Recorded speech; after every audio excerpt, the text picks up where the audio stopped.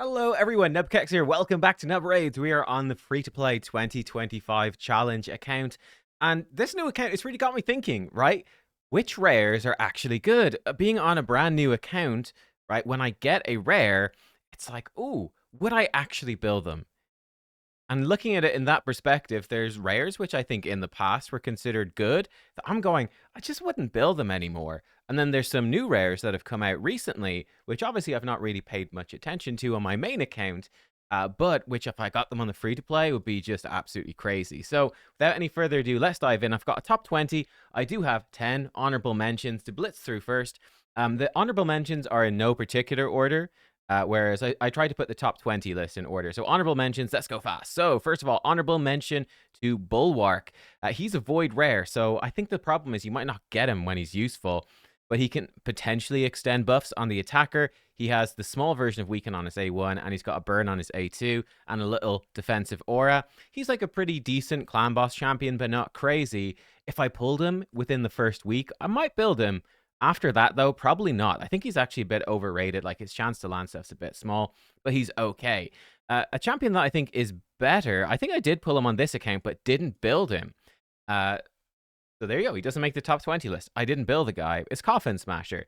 Now, he has burn as well. He reduces your AoE damage a bit, but it's this triple hit A1. Each hit has a books up to 30% chance of putting the big decrease attack for 2 turns. I think that's really valuable.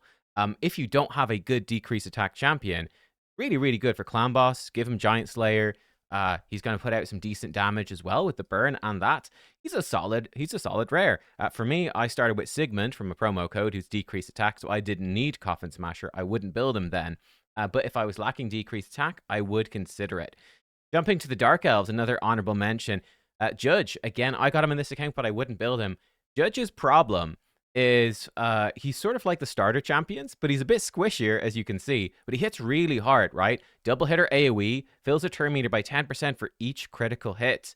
Wow. And then he's putting debuffs over here. His A1 also does hit pretty darn hard. He's like a damage machine. The issue with Judge is, especially now, you get the Apprentice Pass, which is going to turbocharge your starter champion. He sort of does the exact same thing, and he is still just a rare, so it's a problem. I think he's phenomenal. If I could start with Judge, maybe I'd start with Judge, but you can't. So yeah, he's like, I don't think he's quite worth building, but he is good. Another rare, Gear Grinder, rare on the honorable mentions. I think this guy's a great reviver. He's actually got a really, really good revive, especially for a rare. Most of their revives suck. This one is genuinely strong. He's got some decent healing. He's healing himself up. He's actually quite tanky. He's a solid reviver. Definitely worth considering for the faction crypt, 100%. Haven't got him yet, but I probably would build him at least a 50 for the faction crypt. Then next up, honorable mention. I think he's undead. Yes, he is. Doom Screech makes it an honorable mention for me. This guy's got a massive turn meter boost. 30% turn meter boost is huge. It's not the biggest in the game. I think, what's his name? The Robot Sir Nicholas has Robot Santa. Carolon the Ringer. He could potentially give you like a 40% turn meter boost in Arena, though it's not guaranteed to happen.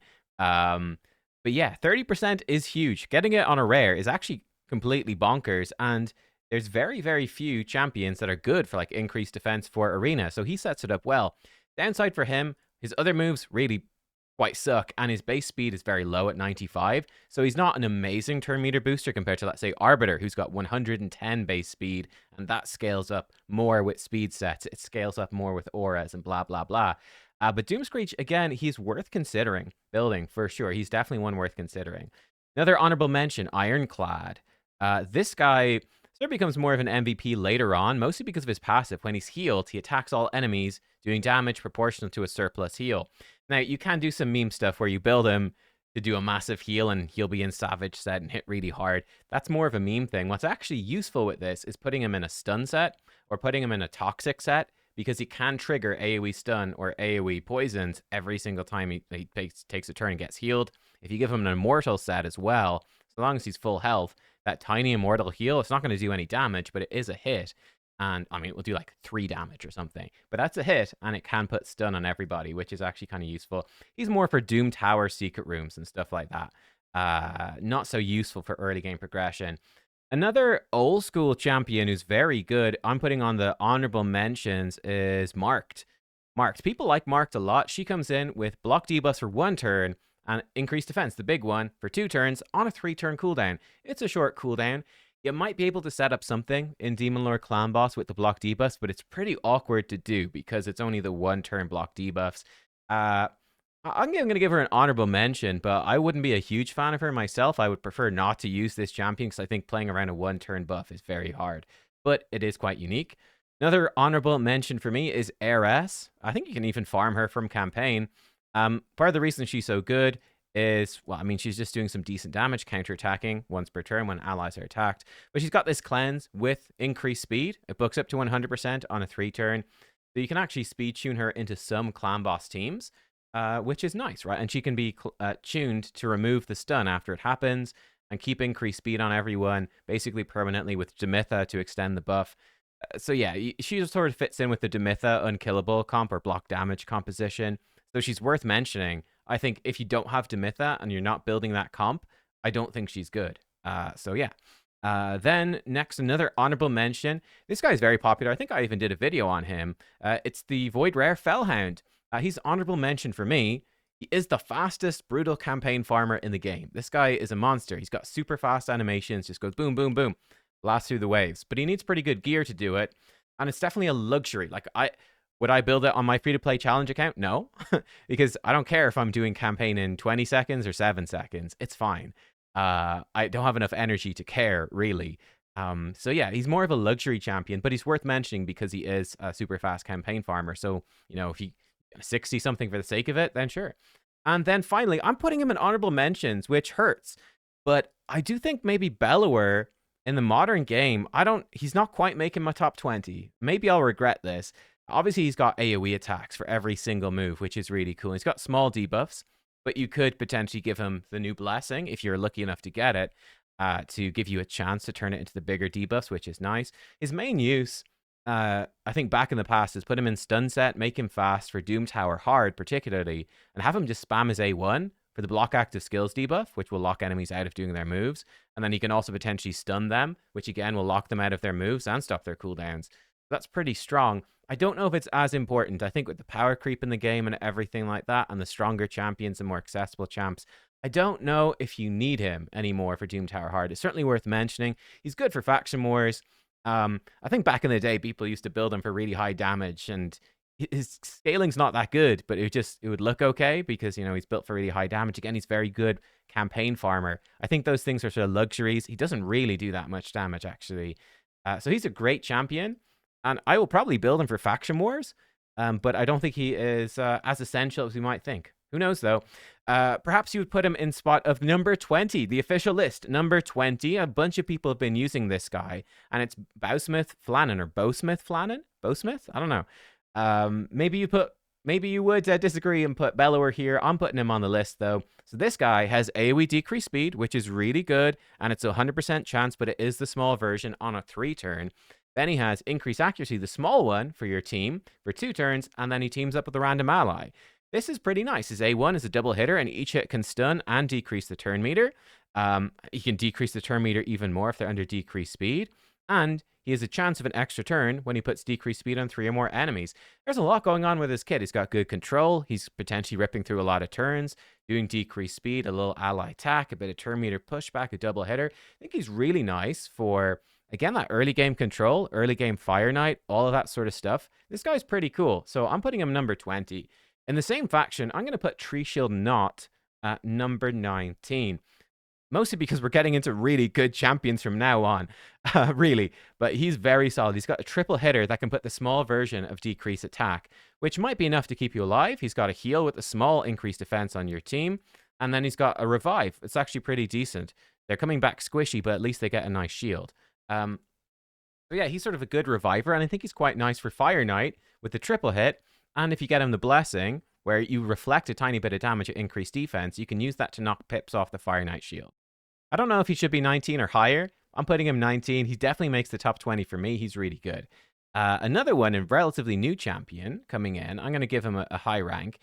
Maybe, again, I put Tree Shield not higher than this guy, but one spot on the list doesn't matter too much. It's Denid the Tusk Knight. Denid comes in with an AoE attack with Strengthen on all allies for 2 turns on a 3-turn cooldown. That's amazing. There's only one epic in the game that can do strengthen on all allies on a 2-turn cooldown. That's Morag. I guess a downside for Denid, and maybe would demote him down the list, perhaps even making him not super worth building, might be that you do get Morag pretty easily from the... and she's the epic, basically epic Denid, essentially. And you get her very easy. Again, we're free to play. I'm blocking it. No, I'm not. 1,203 out of 1,250. And I've missed a good few days of the free points you get from playing on PC. So you can get Morag within your first month. That might mean you just build Morag because she's amazing and you wouldn't need to build Denid. So I don't know. Maybe it's a point against him. Let me know, actually. Would you mark him off the tier list because of that? Maybe. He's got the AoE attack. He can provoke on his A1. 40% chance is decent. And he gets a shield when he's hit by enemies under provoke. Put him in a provoke set himself. Pretty nice. And then he can be AoEing on a 3-turn cooldown, making your team survivable, tanking up the enemies, healing himself up. He's got good base stats. He's a good champion. Number 17. An oldie. Is she worth building anymore? I'm not sure, but I think she is. She's not as good as she was. It's Frozen Banshee. Still really solid, right? Poison sensitivity, and then her A1, double hitter. Each hit can put a big poison. Works very well with counterattack, very well with ally attack to build up lots of poisons. I don't know if she's a must build, again, with the power creep and stuff in the game, but she's really good. If you want those single target poisons for Dragon, if you want the single target poisons for potentially for Ice Golem, she could even solo some Ice Golem for you with good gear. For Clan Boss, Demon Lord, of course. She is a great champion. I'm putting her at 17 on my list, which is a bold choice, but I feel like it's warranted based off the rest of the list. Let's see if you will agree. A new champion, for me, beats her out, actually, because it's a more difficult debuff to come by from Rares, and that's Selenia Nightcloak, very new champion. What does she do? Well, she comes in with increased accuracy, triple hit at random, and then she can put HP burn, and she's got a good chance. Each hit 75%. So for any single target bosses, she's definitely placing HP burn. And then for, I think particularly for Hydra, getting a burner gives you a ton of damage very easily early on. And there's like basically no good AoE burner. She's the best AoE burner amongst the rares, which is pretty big. And it's quite tough to get a good epic AoE burner. She's not reliable. It's 3 hits at random, but it's still good. She will obviously not be that strong for Spider compared to a proper AoE burner like a Mordecai. But this is very good. Good for Sand Devil. Decent for Demon Lord, etc. Lots of places. Then she also has an AoE attack that can increase the duration of burns. Again, I think really strong for Hydra, which is a really difficult place. She can heal herself up. She gets Turn Meter when burns activate. I think this champion is doing a lot, like a lot. She's very much like if you think about it, very much like a starter champion. Big AoE, 3 hits at random, healing herself up. Yeah, she's very like a starter champion, but she's Void, which is an advantage for an attacker. And yeah, the burn is a really useful debuff and difficult to come by, very difficult. So she, for me, comes number 16. I think she is better than Frozen Banshee. This is a champion, then, 15, that I've seen people using. Seems to me to be sort of like Frozen Banshee 2.0, a newer version. But Trifia Rockroot seems like maybe better than Frozen Banshee. So she has a triple hit at random. Each hit goes to a 40% chance of putting poison sensitivity. And if all hits hit the same target, so any single target boss, she does a poison. She also has an AoE that puts decreased attack and a poison. And then her A1 is a double hitter. It has a chance for the small version of decreased defense. If the target's under poison sensitivity, placed by this champion, each hit has the 35%, putting the big decreased defense. There's a lot going on in this kit. I think she's bringing you a lot of utility. Poison sensitivity, potentially like 2 poisons, decreased attack, and decreased defense. Albeit the small version of decreased attack, but pretty reliably the big version of decreased defense. The AoE damage is also quite useful for faction wars, for dragon waves, all that sort of stuff. So much utility in there. I think it's really nice. I think, yeah, she's a great little rare. And I've seen, like I said, several people in the Hell Hades challenge who pulled her early have built her. Now, I will say, for me, I pulled her very recently. I'm over 2 weeks in right now, and I don't think that she's worth it for me compared to others. But, so yeah, bear that in mind. But I do think that it's a very good rare that's easily underestimated. Now we come to, we're going to group 4 spots together. Shocker. Number 14, 13, 12, and 11. And you'll tell why we're grouping them together. The weakest of the 4 is none other than the starter I had on my main account, so you're just fine if you pick him, really. It's Galek. I think Galek is the weakest. He's got gives himself increased speed and he can be putting decreased defense, but it's a bit awkward to get the big version on his A3. He's decent, but I don't think he's as good as the other starters. I think increased speed is one of the most important buffs to get onto your team, so that's not super useful. You're going to have someone else bringing it. And again, decreased defense. It's a 5-turn cooldown. He can't be the sole decreased defense champion in a good team. So you're in a good team, you're already going to have this debuff covered. I don't think he's bringing anything super valuable. In number 13, I used to think she was the best, and she is the best, funny enough, late game, but I'm putting Elhain at number 13. She does have the 2 AoEs, right? She can do an extra, she hits one enemy, then all enemies. The damage multiplier is quite low. She's got the AoE over here. She's a little bit awkward. Her big AoE is this attack. It's the stronger one. But let's say the other starters have the 15% extra chance to crit, where she doesn't. She sort of gets the 30% if she kills a target. It's a bit awkward. She can do an extra hit if she crits. That's nice. She's good. She really comes into her own later in the game. She's got very high base speed. And with the sort of double AoEs, when you've got the gear to hit 100% crit rate, no problem. She can also work really well in stun sets later in the game for Doom Tower, Curse City, that sort of thing. It's just pumping out crowd control with her high base speed, not being a pure damage dealer. But yeah, I think she's not as strong as the other starters. One who I really came around to, I was down on her at the start of the free-to-play challenge, and the more I looked at her, I was like, actually, she's pretty good. I think she's the second best. It's Athel. Athel comes in, self-buff, increase attack, and increase defense, potentially, and an extra turn. Pretty nice. But then she has AoE, big AoE.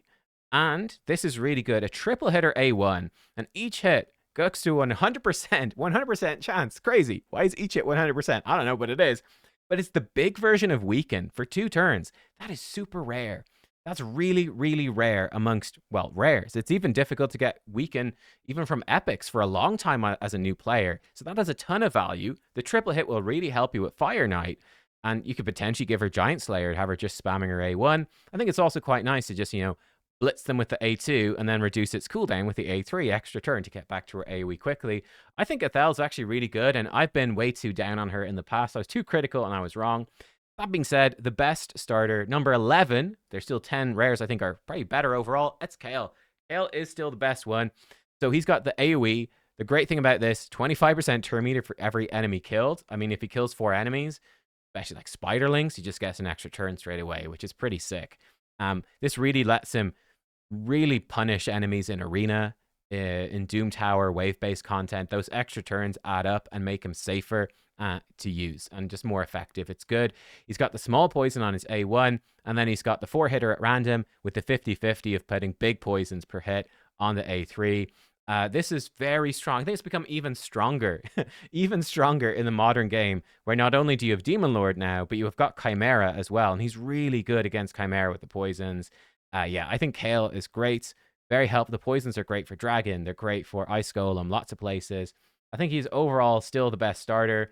But yeah, they're the starters. Then we come to the top 10. And I think that maybe a bold choice putting him in number 10, but I do think he's phenomenally good. Maybe not in the first couple of weeks, but after that, he really starts to come into his own. Gnarlhorn, really just for this move, 3-turn cooldown, only needs 1 buck as well. 3-turn cooldown, places provoke on all enemies for 1 turn. That's amazing, right? This is incredible. It's difficult to even find epic champions that have 100% crowd control on a 3-turn cooldown. It's even difficult to find a bunch of legendaries can't even do this. They've got 4-turn cooldowns on their 100% crowd control. He has 100% crowd control on a 3-turn, and he gives himself increased defense to stay alive. He can also give himself unkillable. He also cannot weak hit on his A1. He's amazing for Phantom Shogun because of this. You can build him high crit damage and have him be your Shogun tank. I've done videos on that before. Won't explain it here. But yeah, Gnarlhorn is seriously good. MVP for anywhere where you need lots of crowd control. MVP for Shogun. MVP for multiple Doom Tower spots, multiple Curse City spots. Gnarlhorn is really strong. Now we come to number 9. I've pulled this guy and I am planning to use him for a couple of spots on the free-to-play challenge. It's Paragon. Paragon is OP for one simple reason. He has a 2-turn cooldown, 2-turn unkillable buff. Yeah, so he can make him, so long as he goes first and he puts that unkillable buff on, he can basically be permanently unkillable, and there's very little the enemies can do against it. So he is capable of soloing and cheesing multiple bosses in the game. You might need to build him with high resistance so he won't get crowd controlled. Same thing for Arena, but he can be a nightmare. I mean, you've probably fought a Paragon at some point in Classic or Tag Arena. You see, oh, Paragon on his own, and then he's in super high resist, and he just is unkillable permanently, and you can't do anything, and you lose the fight. Yeah. But yeah, give him a Toxic set, give him War Master, give him a Deflection set potentially for the Nether Spider, and he can get you past a bunch of bosses you might otherwise be stuck on. He can get you past the final boss of Nightmare campaign. Paragon is the king of cheese. He was able to, I think, cheese Iron Twins before, and then they nerfed it. So, yeah. Next up, we come to spot number 8. And really from this spot on, I think we're going to see a bunch of champions that do something that is very unique and very difficult to get your hands on. So I think it makes them very valuable as a rare. I'm going to put Reliquary Tender. So you might initially think, oh, she's a reviver. Her revive is absolutely dreadful. Like Gear Grinders, for example, we saw is much better. No, what sets her apart is also not the small decreased attack on the A1. Now that's fine. It's the A2. Full team cleanse with a continuous heal as well for benefit on a 3-turn cooldown. That's just phenomenal, right? Again, I'm kind of stuck on the Nether Spider right now. It makes it very clear to me. Difficult to get a good cleanser when you're free to play, when you're early game. Reliquary Tender gives you that, and you can get lucky with books and have it done very quickly. You even book, if you book this, get 3 books. Lucky, very difficult to do, but if you're lucky, there you go. You've got an amazing champion. Yeah, I think just a full team cleanse with a heal is just super useful against any bosses that are destroying you with debuffs. The backup revive is nice to have as well. I think she's really, really good. And again, there's no other rares. Sorry, I'm even saying epics. No other rares that are easily going to give you access to a cleanse. You might get unlucky and not pull an epic or legendary that can do it for a very long time. In the number 7 spot, I feel like she's sort of a budget version of a champion who's going to show up later.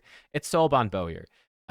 She is very, very good. She has a 4-turn cooldown with extra chance to crit to fully deplete the target's turn meter. This is so strong for, in particular, Fire Knight and for Spider Boss, right? Keeping their turn meter down, stopping them taking turns is also very strong for things like Dark Fae, etc., etc. Any boss where you want turn meter control, amazing. She also comes in with an AoE A1, which is pretty cool. So she maintains usefulness later in the game in full stun set, spamming out those AoEs.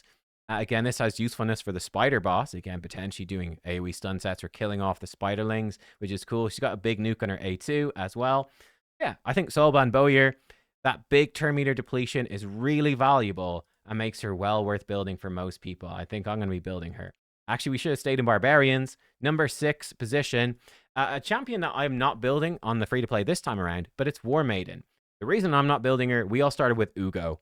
And Ugo, I booked her up, so there you go. I've got a better decreased defense champion. But War Maiden is the only rare in the game with a 3-turn cooldown, 100% decreased defense. There are even legendary champions. They're kind of out of date, to be fair. But there are legendary champions who have 3-turn cooldown AoE decreased defense. There's even some, I think, have 4-turn cooldown AoE decreased defenses. They're really out of date. But yeah, 3-turn cooldown AoE decreased defense. It is an essential debuff. Unless you are starting with a promo code champion that gives you AoE decreased defense on a 3-turn cooldown, you need to get this champion and build her. And you can farm her from campaign. You can farm up all the copies to book her up from campaign. But it's something you will need to do. She is amazing. She also self-buffs the big increased attack, which is cool.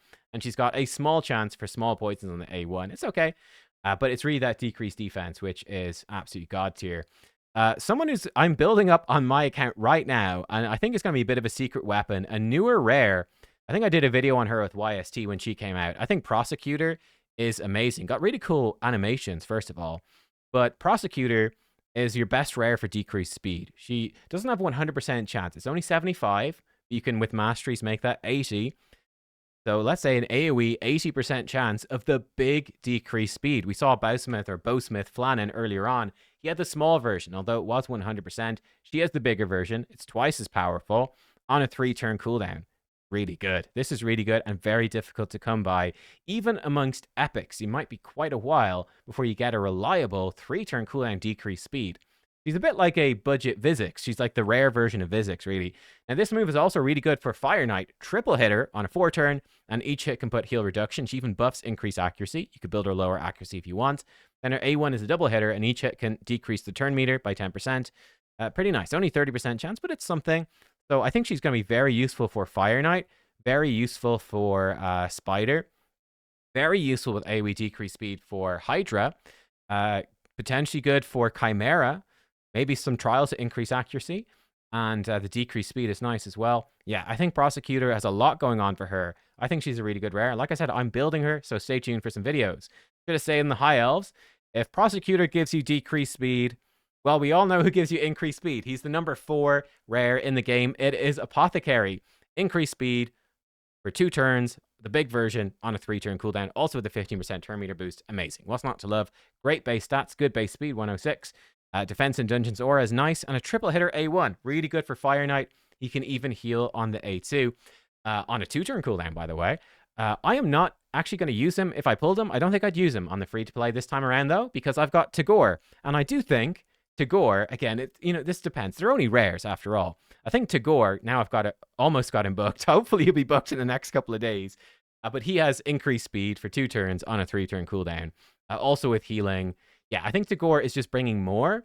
So I think, he doesn't have the turn meter boost, but I don't think it's that big of a deal. I think Tagore basically replaces Apothecary, is what I'm trying to say, for all intents and purposes. Especially because 6-starring a champion's a big investment. But if you don't have Tagore, which you probably don't, Apothecary's amazing. He's one of the best rares of all time for a reason. Just it's a basic kit, but everything he does is super high value. So yeah, he's phenomenal. In the number 3 spot, top 3 then. And some of these are straddling, well, at least one of these is maybe straddling the ground of being a little more late game. This champion, I think, is amazing at all parts of the game. Painkeeper, putting in at number 3. The Painkeeper, it's got turn meter boost A1. Now she has an AoE attack with a good heal on her A2. She's got really good base HP. So she can be a great little healer. It's on a 4-turn cooldown, but still, it's pretty good. This is just great for general progression in the game, being a healer. But it is her A3 that's really special. 7, this books to a 4-turn cooldown. Decrease the cooldown of all ally skills by 1 turn. You want to keep multiple Painkeepers if you can. Painkeeper opens up specific speed tunes for Demon Lord, for Iron Twins, probably some other places. I think even Hydra as well. Some interesting cheesy type teams where, yeah, you can just time your cooldowns to keep unkillable or block damage up all the time. That sort of thing. She's amazing. Painkeeper, this move is unlike anything that other champions in the game do. And yeah, it's very, very difficult to replace her in those teams. You kind of just need Painkeepers for some of these variations. So she is super valuable, an amazing rare. In number 2, it's a very similar champion. I think this champion is more later in the game focus, and that's Renegade. I think early game, she's fine. The heal reduction A1. She's got the triple hit with the small decrease speed and a decrease accuracy. So she's all right, I think, against Fire Knight just by herself. But this move is the big one. 7 goes to a 5-turn cooldown. Decrease the cooldown of all ally skills by 2 turns. Now, it does sacrifice some of her HP, which hurts a bit. But she is a big deal for making speed farm teams, just in general. So hold on to your Renegades. You might not be super useful early game, but like until you pull, like you need legendaries to bait. There's no epics that do this, which is kind of crazy, by the way. But until you pull something like a Yumeko or a Crixia or a Prince Kaimar, like some of these absolute top tier legendaries and mythicals, she is your best reset champion. 2-turn cooldowns is nice. So for champions with 3-turn cooldowns, this makes them good to go again on your second round. So Renegade opens up actually some intriguing compositions. There's even some compositions, late game teams, where she's better than Kaimar and stuff like that, just because she has this triple hit for like some Fire Knight teams. Kind of interesting. Renegade is amazing. Again, she might not be useful when you start the game, but the further you get, the more powerful that full team reset is. One downside, she doesn't combo very well with Seer, because Seer has a 4-turn cooldown. So knocking 2 turns off it, and you get 1 back at the start of your turn, it's still on cooldown. So she can't fully reset a Seer. But anyone with 3-turn cooldowns, she can fully reset, which is very powerful. And then, could you guess it? I'm sure you could. The best rare in the game, I think by quite a wide margin. She is a Dark Elf. There's a lot of Dark Elf ones that are good, actually. And it's Coldheart. Dark Elves have like bad legendaries and good rares. A bit of bad epics as well. Bit of a weird trade-off. But there you go. Coldheart. She is ridiculously, ridiculously good. Number 1, she's got custom AI. Against Fire Knight, she is smart enough to do her A1, which is a 4-hitter. A 4-hitter that can also put heal reduction. Amazing at ripping down the Fire Knight shields. And then she has the 100% turn meter decrease on a 4-turn cooldown. Unlike Soulbound Bowyer, This number, she also gets 30% chance for a critical hit rather than 25, like Soul Bond, but the damage increases according to enemy max HP. So this will absolutely destroy bosses. It's so powerful. She also has a full AoE, which is pretty nifty as well. So yeah, she is the queen of Fire Knight. Makes Fire Knight so much easier. She's a queen of Spider, kind of a queen of all the entire early game, and one of the rares that remains relevant on accounts for the longest. She is really quite something. So yeah, Cold Heart, in my opinion, remains the best rare in the game. Yeah, let me know what you think of the list. There were a lot of new champions, I think, made their way in this time around. And yeah, like I said, it's quite interesting to approach it with the perspective of a new free-to-play account and being like, would I actually build them? How excited would I be to get them? Certainly, there's no question for me that Cold Heart is the most wanted. No doubt. No doubt. And you know what? Just for getting some Hydra keys actually locked in, I'd actually be pretty hyped about Selenia. She's definitely a hype one as well. And Reliquary Tender for the Nether Spider. I don't know. There's definitely a few that would really fit my account quite well. But there you go. Let me know what you think. Would you make any major changes to the list? Let me know. And I'll catch you all next time. Thanks for watching. Goodbye.